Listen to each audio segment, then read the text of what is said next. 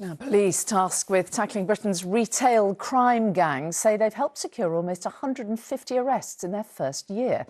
But with fears the thieves are becoming ever more organised, the unit's boss admits the scale of the challenge is still not fully understood. Antoine Allen reports.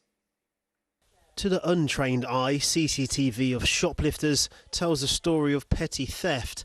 But these men have been uncovered as an organised crime gang that stole over £95,000 worth of goods from shops across Britain. Here he's selecting a £50 bottle of whiskey, knowing full well that he'll be able to sell that on. Their crime spree was identified by Opal, a national intelligence unit funded by the Home Office and retailers in order to combat organised crime.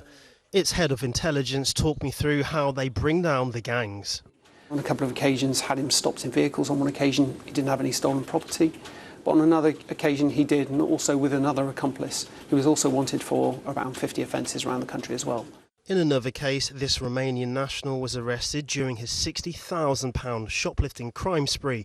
In a year, Opal have led to 148 arrests of shoplifters that were responsible for £8 million of thefts. The government has committed £5 million to Opal. Will that be enough to make sure that you can dent what seems to be ever-rising reports of shoplifting? I think we'll have to wait and see. I think the scale and scope of organised crime is not really fully understood at the moment. We're trying to understand it even more.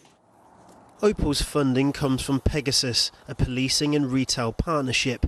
It receives intelligence from private security firms such as Mighty, based in Northampton.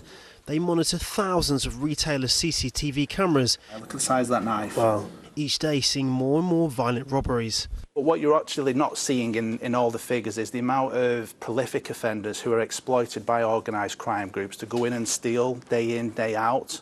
Shoplifting is an underreported crime, so the scale of the issue is unknown. For years it was believed that shoplifting was a result of the cost of living crisis, but increasingly experts are saying that behind the numbers are the thefts of organised crime gangs who target multiple stores across the country and drive up the crime rate. Criminologist Emmeline Taylor has been looking at why OCGs target the high street. They see it as high reward and low risk. And that's really where we need to focus attention alongside with tackling drugs and drug addiction, which drives a lot of criminal activity. Opal plans to expand its operation to combat this increasingly complex crime wave. Antoine Allen, ITV News.